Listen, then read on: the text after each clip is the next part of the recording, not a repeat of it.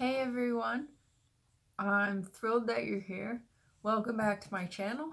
If it's the first video you're ever watching, thank you for tuning in, and I hope that everything I'm saying and providing here helps you in any way. That would make me so happy. This is totally off script, and I'm doing this because I feel like I'm doing myself a disservice. I feel like I'm doing anyone watching a disservice too by not telling my own personal story.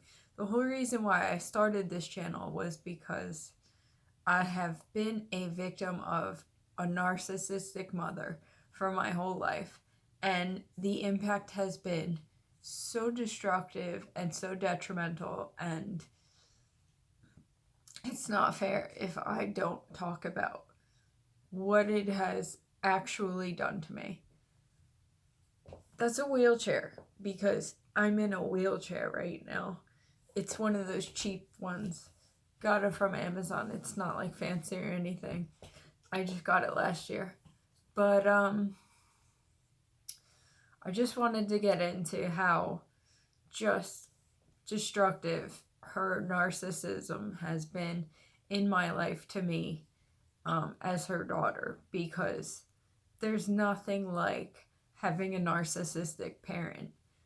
Growing up without love and nurturing, and just feeling that distance from your own birth family. Like, I don't even like referring to those people as my family anymore, because I have a family now. I have a husband, and we have incredible, beautiful children that I love and treasure and cherish, and it's beyond me how anyone could be so selfish to put their own needs first. And you could see in the background of that's my son. That's Joey.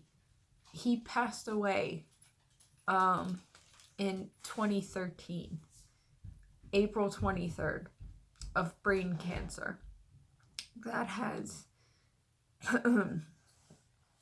that was a very illuminating period for us as well, where my narcissistic mother came through, loud and clear. And the destruction of her effects throughout the family also became very evident in my sibling. I have an older brother that I have absolutely no contact with at all. A lot of it had to do with everything we went through with Joey. So I don't even know where to start, but I feel like this could be like 10 videos, but I'll just try to sum it up. So basically, all growing up, I never felt right. I knew that I was the black sheep. I was always just being put down and made to feel like something's wrong with me, because I knew enough, thank God, to realize that my family was off. And I think a lot of people that are victims of narcissistic abuse feel that way. You just know that something's not right, but you don't know any better, because you were born into this, and this is all you've ever known your whole life. I have to tell you that after Joey passed, I became obsessed with mediums, and I binge watched the Long Island Medium, because that was like the only glimmer of hope that I had to cling to, that I could still communicate with my son. So anyway, one thing led to another. One medium told me that I needed to meditate, so I started meditating, and I would go on YouTube to get meditations. And just recently, at the beginning of this year, 2019, I was going on for meditations on YouTube, and narcissistic parents, narcissistic people, relationships, all of that started appearing in my feed in YouTube. You know, on your homepage, they just put videos that they think would be of interest to you. So I just kind of brushed them off, whatever. And then one day I was like, you know what? I'm going to watch this. Thank God. It was so illuminating.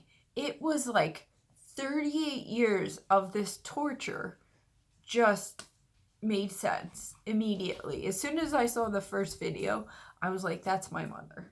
100% through and through. That is her. And one of the mediums that I truly love, she's like a near and dear friend to me now.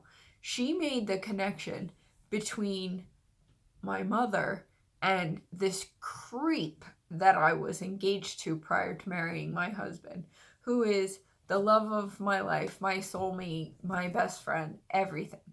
My husband, Joe, now. But I met Joe back in college, freshman year, 98, and he was so ready to lock it down, to full steam ahead, have a get married and start our life together. But I was so messed up from this dysfunctional, narcissistic mom, dysfunctional, toxic family, that I just wasn't ready for what Joe was ready for. So, unfortunately, I broke up with Joe. I think it was sophomore year of college. And in the interim, I became engaged to a narcissist. He treated me so terribly, and it was such a volatile and unhealthy relationship. But that's what I gravitated to, because that was all I had known growing up. And my friend made that connection. She was like, oh my God, you were with him because he was just like your mom. And that was another eye-opening moment for me. I was like, oh my goodness, she's 100% right, entirely right. And I just never made that connection. So if you grew up with a narcissistic parent, odds are you gravitated to a narcissistic partner. And it's not your fault. And that's something that I'm learning in, I read the Pete Walker book, CPTSD, and that was my first book encounter in this realm. And I highlighted like every page because it's all applicable to me. But something that really resonated with me, I was like, wow, is that I always saw like this is me. Like I'm a perfectionist. I always try to, overachieve and whatever. That's actually a result of a narcissistic parent. That's like a defense mechanism. Pete Walker says there's fight, flight, freeze, and fawn. And being a perfectionist is like an extreme fawn response. I think it's like, oh, if I excelled in academics and in athletics. I got a partial scholarship to school. I was always in advanced placement classes, all that stuff, and did make a difference. Like they still, like if my mother speaks about like me growing up, she will always go back to like how bad I was, because I was entirely, utterly miserable. I have to find every picture from like my childhood growing up. I look like hell because I was just so angry and uncomfortable with this family that I did not feel good with. They just made me feel bad all the time. And I was a good kid, and I'm still a good person, and I take pride in that. And it's just, they just beat you down and make you feel terrible. So when I learned about narcissistic abuse from YouTube, thank God, it just put everything into place and gave me such validation and made me feel so much better. And then I told my husband about it, and he was like, oh my God, absolutely, this is your mother. And the screwed up thing is that she's the narcissistic one, but my dad, like, what's the word? He like supports her or like kowtows to her. I don't know what the right word is, but like so in turn I have absolutely no relationship with him, and like she's like the queen bee, head of the household, so everything revolves around my narcissistic mom. And I've also learned from the book that certain siblings, depending on their birth order, depending on different factors, will react differently in this environment, having a narcissistic parent. So my older sibling, my brother, he's so angry, and his response is a fight. He, I think, inherited some narcissism as well, but because he was an older sibling, he felt like he had to exercise the same control over me that our parents had over him. And that clicked for me because one time when Joe and I were going through everything with our son, I was on the he was fighting with me, and he was like, I can't take care of you anymore. And I was like, what are you talking about? You have never taken care of me. Never. But like that's what goes through his head because he's so screwed. Everyone, the repercussions of having a narcissistic parent are so deep seated. Like the reverberation, it just hurts everyone. It's so sad, and it's so sad if you're the one that's impacted from this and you're watching the, but I'm so happy for you because you're watching these videos. And that's what compelled me to finally make this, is that I sought out to make YouTube videos to pay it forward, because without YouTube telling me that my mom was a narc or putting these narcissistic videos in front of me, I don't know that I ever would have put my finger on it. You know, I went to college. I have my master's degree in psychology, and I've learned about narcissists, but I never made the connection between what she is, how she treats it. Like, being in a relationship with a narcissist is like a totally different ballgame than just learning about a narcissist. So, I don't even know where to go with this, but I never it was never easy for me in my home because my parents just beat me down, like not physically, but just emotionally, spiritually, like everything, like mentally. They just beat me down. Like I was a very, like I'm an empath. Most of you are probably empaths as well. I was always so sensitive, and they made me feel stupid for being sensitive, for crying, for anything that would take away from my mother. Like it was not welcome in our home, so I shut it down and I started dissociating. I learned from the book as well. So that's another, issue you might be dealing with. Thank God, like I said, life has happened for me, not to me, because I did marry Joe, and he's amazing. He's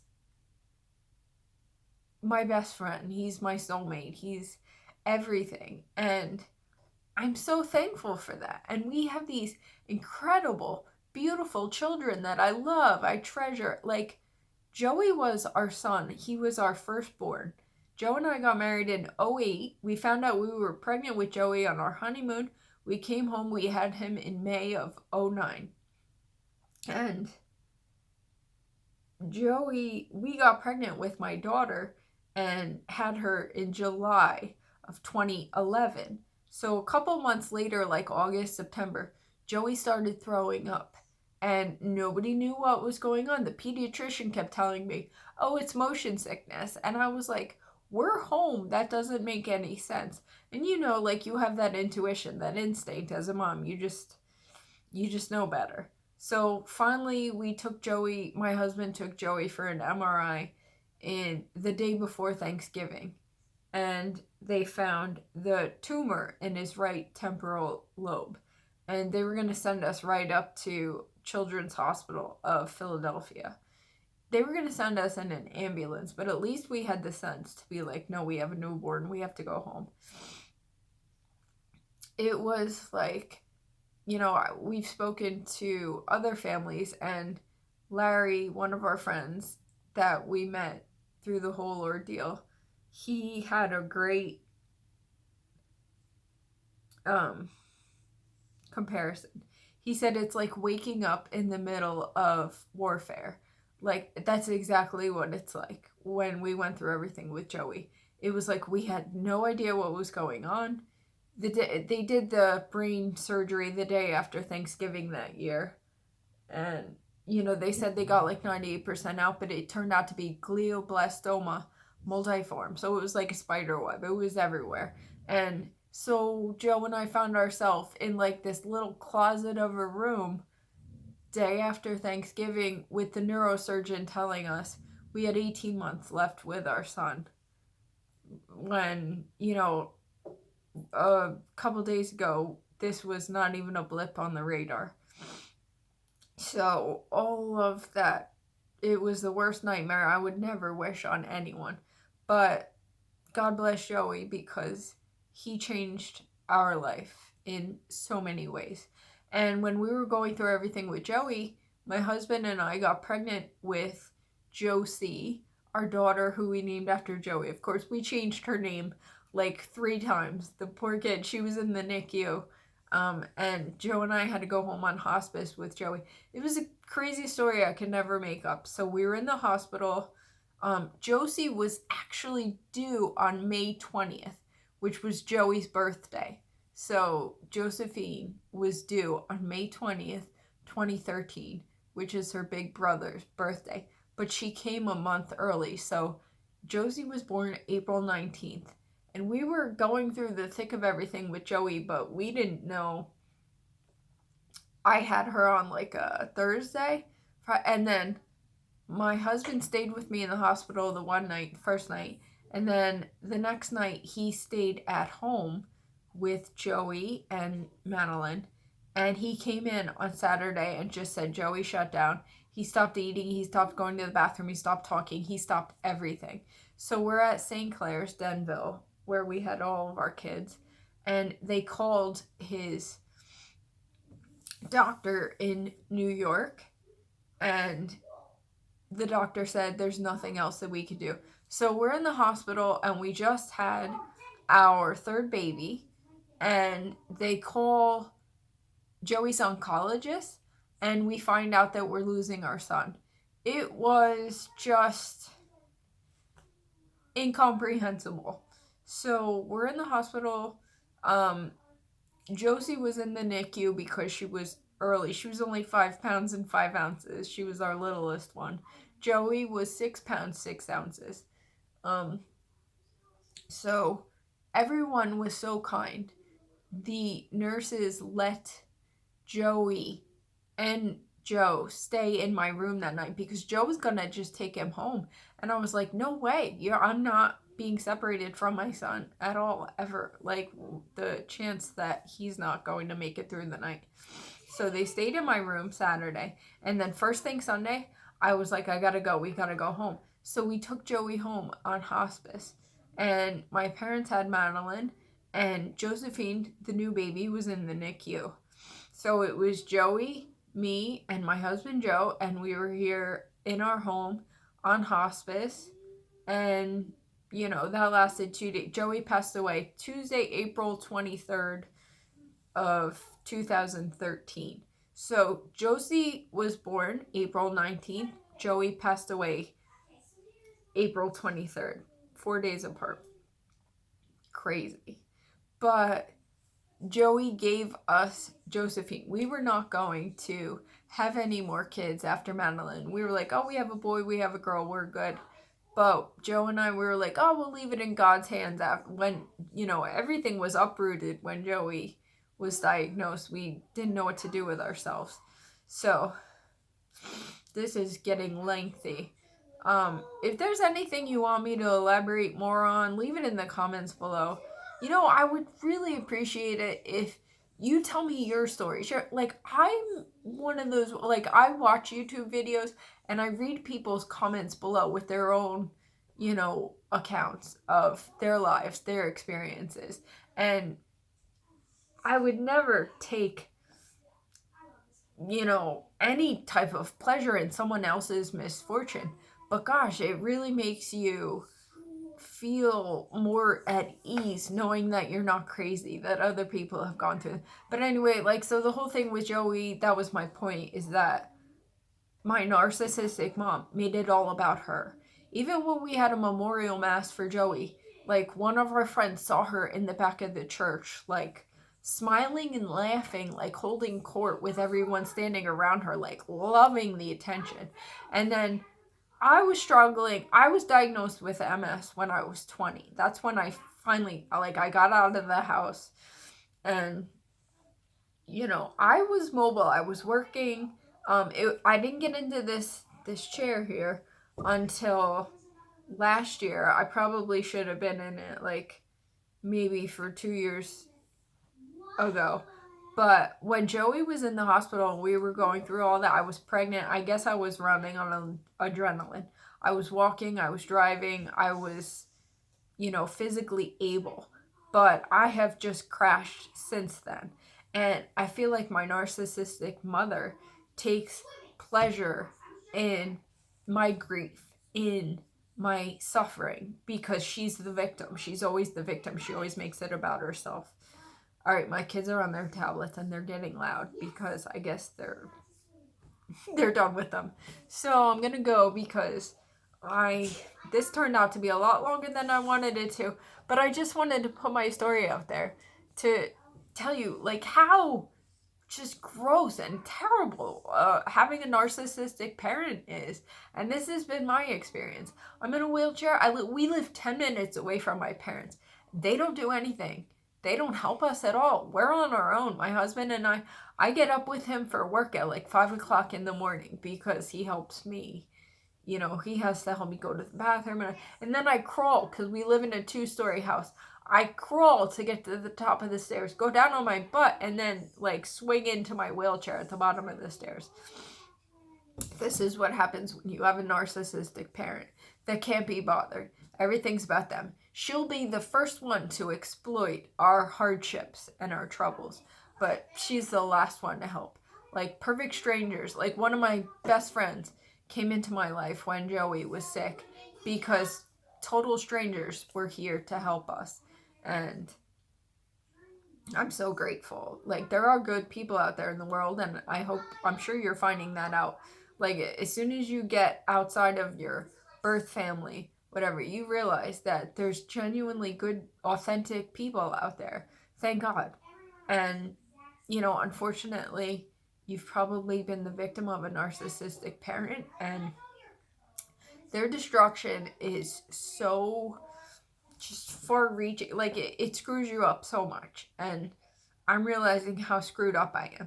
And I think that this physical manifestation is a result of that. And I pray to God that maybe one day I'll be able to overcome it and be able again, and able-bodied. I'm reading, there's so many publications about the impact of stress and emotional trauma on your physical body. So I'm really focusing on that right now. I'm really into energy medicine. I'm taking an energy healing course right now as well, in addition to narcissistic abuse recovery. So I'm trying to do everything I can to get into a better place. I was gonna say another video, but I've established boundaries with my narc mom, and now she's trying to use our own children. We're trying to, like, do the right thing and let our kids have a relationship with them. And, because our kids mean everything to us, which is ironic that my own mother has been so bad to me, like, treated me so poorly as a child growing up. Joe and I treasure our children, and they mean everything to us. It's such a stark contrast. Anyway, I just wanted to put this out there so you know where I'm coming from. And please share in the comments your own experiences. Let me know if you like this. I have so much material about my own experience. God bless you all, and we're in this together. We're all overcoming it. You're down, but you're not out. God bless you.